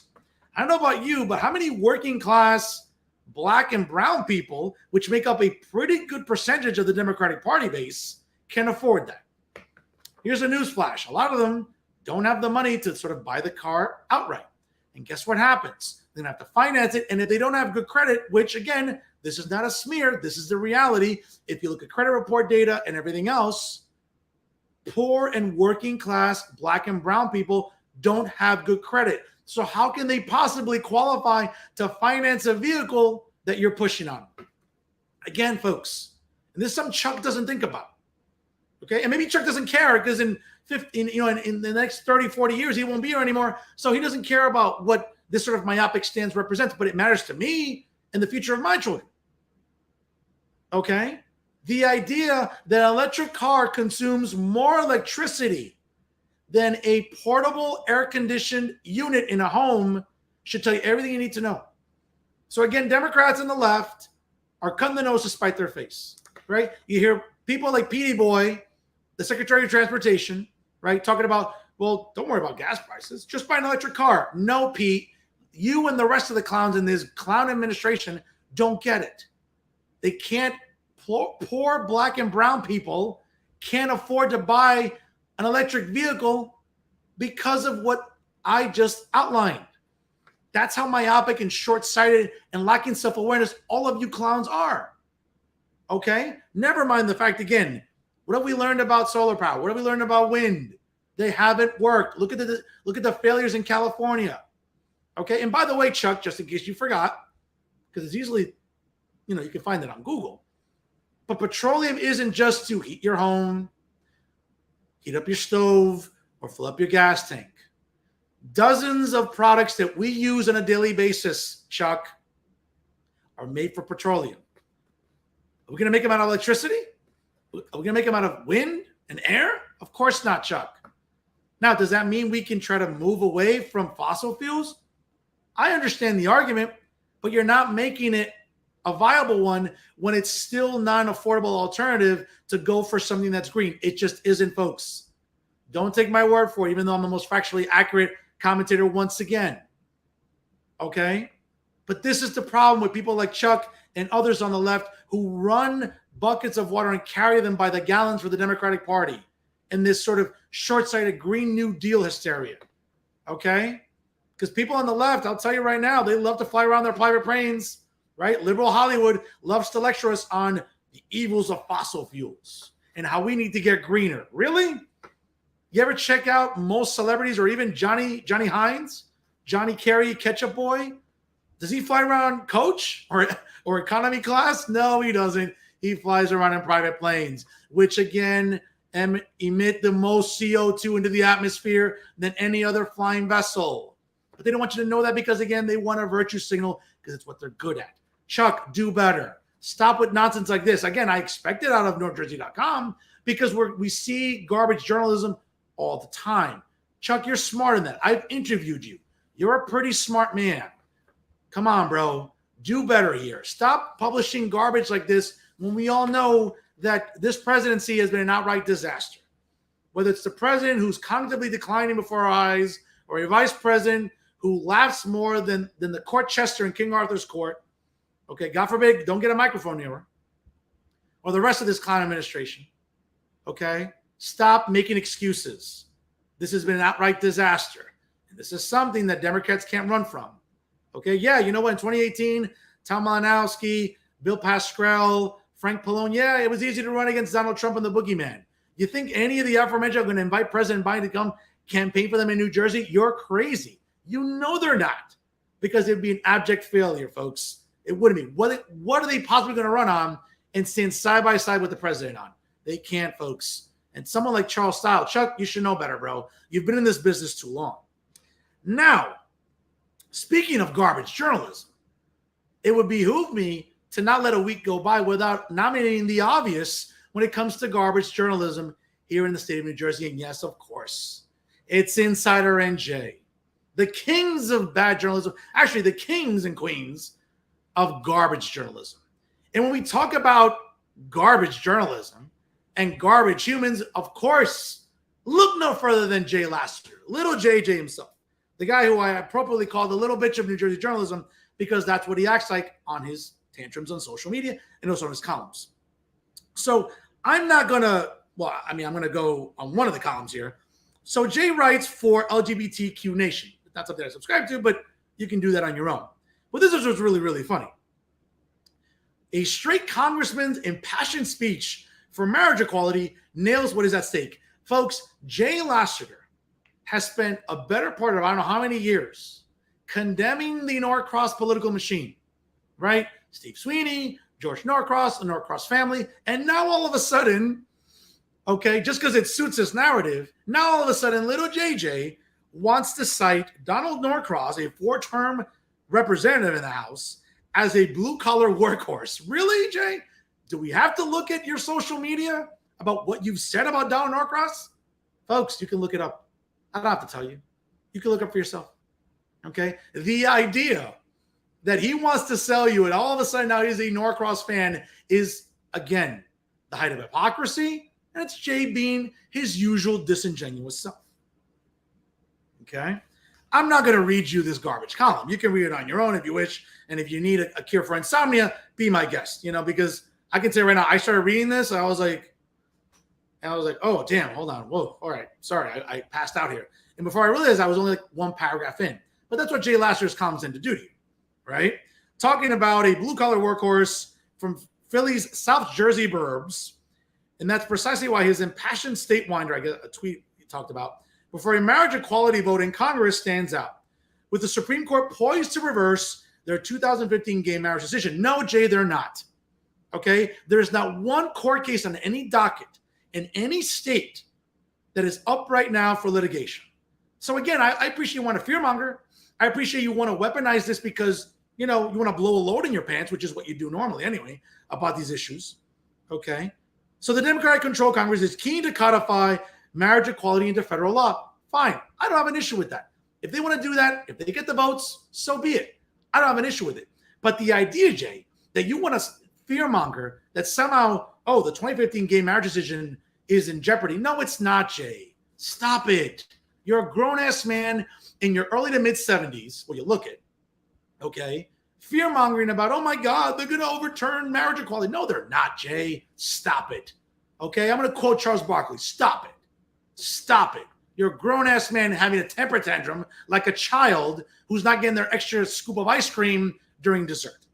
Jesus Christ. And then for you to quote Donald Norcross, a guy that you have spent years ridiculing on social media and demonizing. Again, I get it. I'm not the biggest Donald Norcross fan either. But I've been consistent. To now all of a sudden use him as a cite, or to cite your glee about him standing up for, really, Jay? Listen, this goes beyond the nonsense of, well, a clock is right twice a day too. No, Jay. If you're going to be vilifying Donald Norcross for all these years, don't all of a sudden now cherry pick when you want to like Donald Norcross. Because I'll tell you something right now. Again, integrity. It's that 4-syllable word that you struggle with, among other words. Okay? People I don't like, I'm never going to put them up on a pedestal. I'm just not. I'm consistent. But now because it suits your narrative, you want to put Donald Norcross up on a pedestal. When I guarantee you, ladies and gentlemen, in the next week or two, Donald Norcross will vote on something or introduce some piece of legislation that little JJ won't like, and it'll be back to ripping Donald Norcross. Stop it, Jay. Stop with your disingenuous bull, you know what, because you excel in that. I'm not going to read the rest of this nonsense, because that's all it is when it comes to little JJ Lassiter.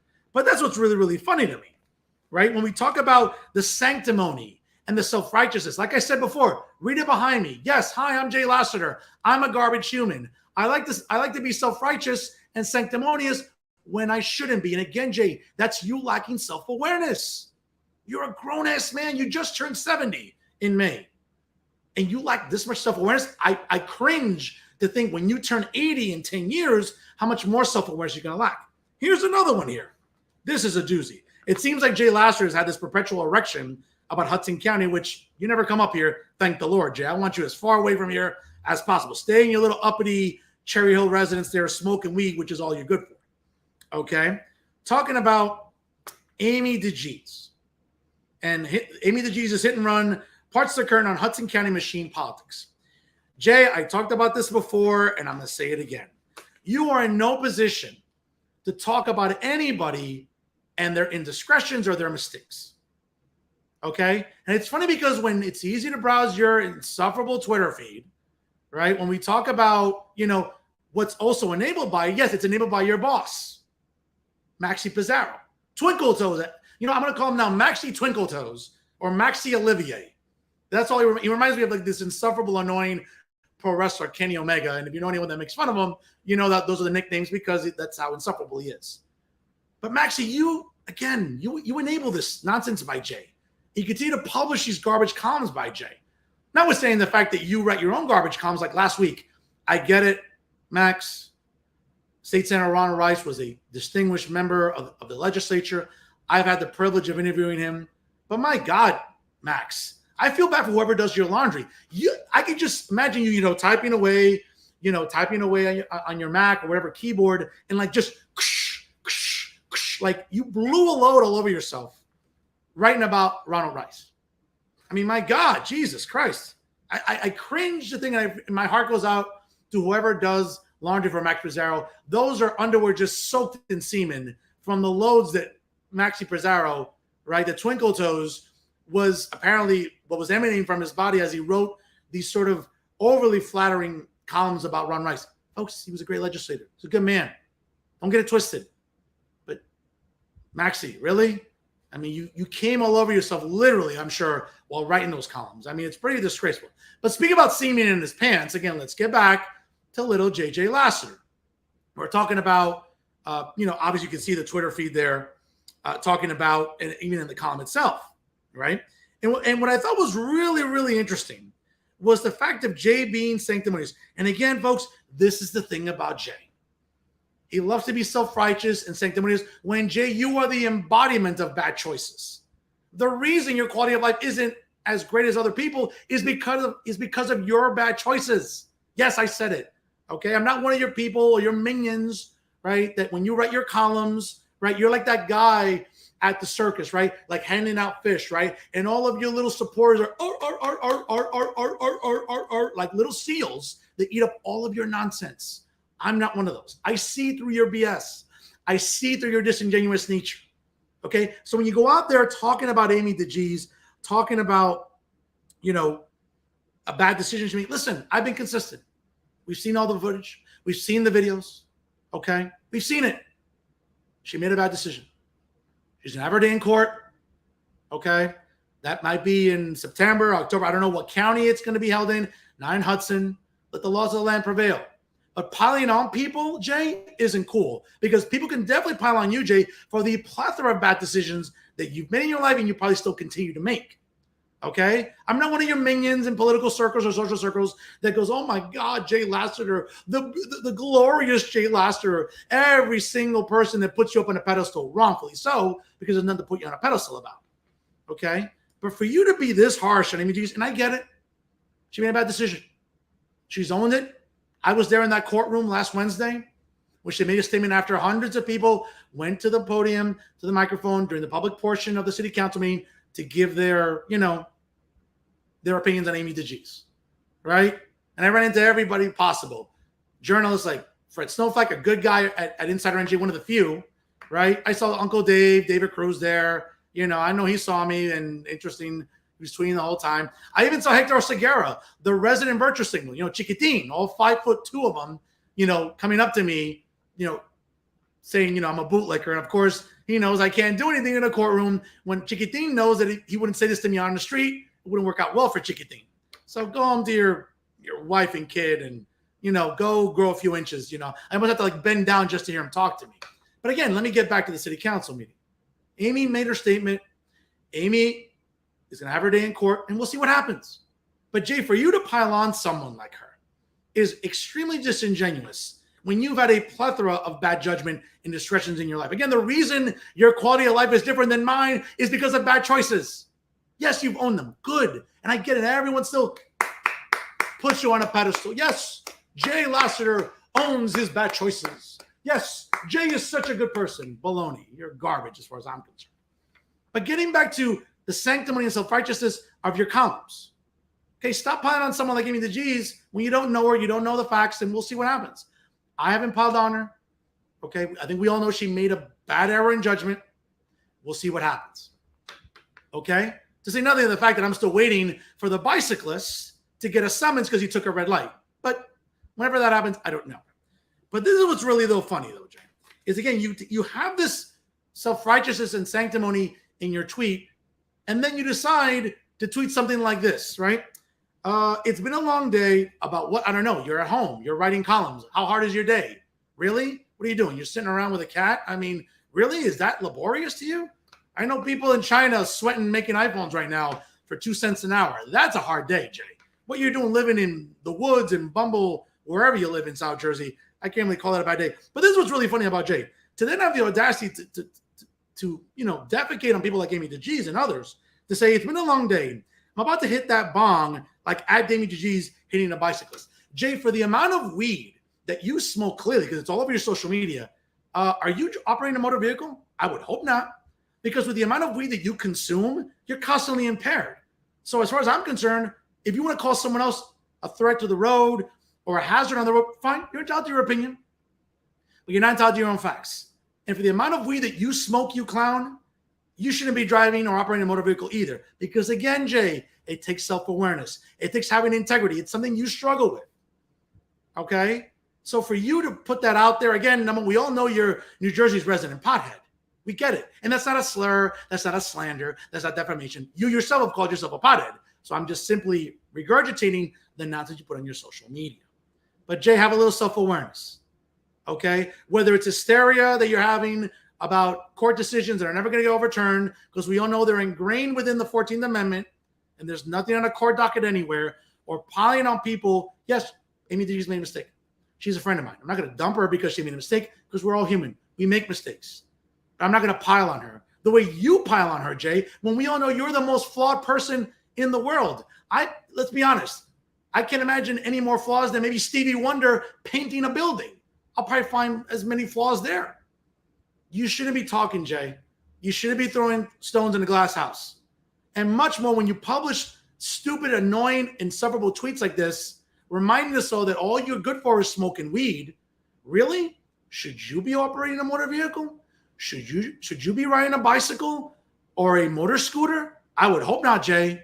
Because if someone catches you doing that and you're as impaired as you are, you yourself, Jay, are a little hazard to the road. So I think New Jersey's resident little bitch needs to have a little more self-awareness, because he seems to lack it here. And I get it. You're 70-something. Cognitively, you're not there like you used to be. You'll be 75 in 5 years. I get it. Jay, if there's anyone that's living proof about someone losing brain cells because of too much marijuana consumption, boy, it's you, my man. Have some self-awareness, Jay. And again, folks, when it comes to garbage journalism, you can always rely on little JJ Laster because that's all he's good for. Well, actually, no, I'm sorry. Virtue signaling, being self-righteous, being sanctimonious, and smoking a hell of a lot of weed. That seems to be all you're good for, Jay. I said what I said. Be offended, bitch boy. Of course, when we talk about garbage journalism, yeah, always rely on Insider NJ to bring you that. Whether it's little JJ, whether it's Maxie Twinkle Toes, Maxie Olivier, Sleepy Al, Alan Steinberg, Buffy, Bobby, Hannah all the other members of the Lollipop Guild, except Fred Snowflake. I like Fred. You're a good writer. It's a shame you're surrounded by such garbage humans, which comprise Insider NJ. And that's our show for this week. Once again, I want to thank the distinguished chair of the New Jersey State LGBTQ Dems/Caucus Chair, Lauren Albrecht. You can check out the episode in its entirety right after we go off the air.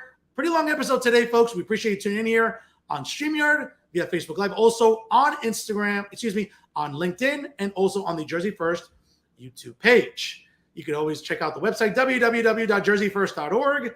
And of course, make sure you like Jersey First on Facebook and follow them on both Instagram and Twitter. Check out my own Instagram and Twitter at the Fernando Zone, and also check me out on Facebook as well. I'm the very handsome guy with the Joe Biden tuxedo. You can't miss me, folks. I'm very photogenic, so catch me there when you can. And certainly, folks, make sure you always check out Real Talk with Fernando Uribe on Facebook as well. Always remember, ladies and gentlemen, if it's unbiased, unfiltered, and unafraid, it's always Real Talk right here with Jersey First TV. I am New Jersey's premier award-winning journalist, top 100 Latino via the Latino Spirit online magazine, and the god of journalism in the Garden State. Yes, it's me, Fernando Uribe, saying so long, folks. Have a great rest of your week. Stay safe. And always remember, top guy out.